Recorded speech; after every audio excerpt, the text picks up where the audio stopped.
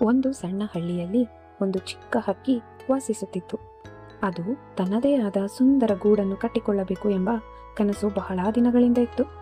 ಒಂದು ದಿನ ಅದು ನಿರ್ಧರಿಸಿತು, ಇಂದು ನಾನು ನನ್ನ ಕನಸಿನ ಗೂಡನ್ನು ಕಟ್ಟಲೇಬೇಕು ಎಂದು.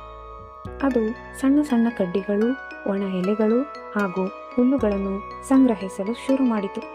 ಆದರೆ ಗೂಡು ಕಟ್ಟುವುದು ಅಷ್ಟು ಸುಲಭದ ಮಾತಾಗಿರಲಿಲ್ಲ.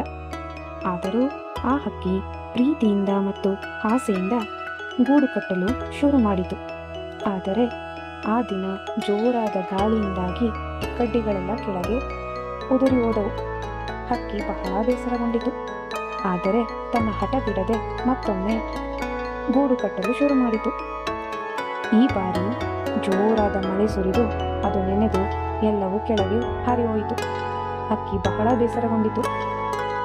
ನಂತರ ಮತ್ತೆ ಪ್ರಯತ್ನ ಮಾಡುವ ಹಾಗೆ ಒಂದು ಮನೆಯ ಹತ್ತಿರ ಗೂಡನ್ನು ಕಟ್ಟಿತು. ಆದರೆ ಅಲ್ಲಿನ ಜನಗಳು ಅದನ್ನು ಹೊಡೆದು ಓಡಿಸಿಬಿಟ್ಟರು.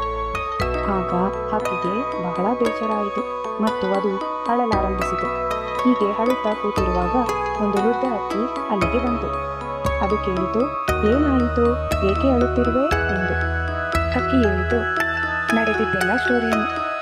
ವೃದ್ಧ ಹಕ್ಕಿ ಆವಾಗ ಹೇಳಿತು, ನೀನು ಸರಿಯಾದ ಜಾಗವನ್ನು ಆಯ್ಕೆ ಮಾಡಿಕೊಂಡಿಲ್ಲ, ಹಾಗಾಗಿ ನಿನ್ನ ಗೂಡು ಕಟ್ಟುವ ಕನಸು ನನಸಾಗಿಲ್ಲ. ಬಾ ನನ್ನ ಜೊತೆ, ನಾವು ಒಂದು ಜಾಗಕ್ಕೆ ಹೋಗೋಣ ಎಂದು ಹೇಳಿತು. ಹಕ್ಕಿ ವೃದ್ಧ ಹಕ್ಕಿಯ ಜೊತೆ ಹೋಯಿತು. ಅದು ಒಂದು ಕಾಡಿನ ಒಳಗೆ ಕರೆದುಕೊಂಡು ಹೋಯಿತು.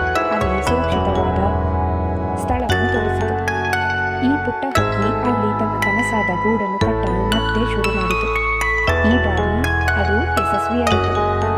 ಹೀಗೆ ಹಕ್ಕಿ ತನ್ನ ಕನಸನ್ನು ನನಸು ಮಾಡಿಕೊಂಡಿತು.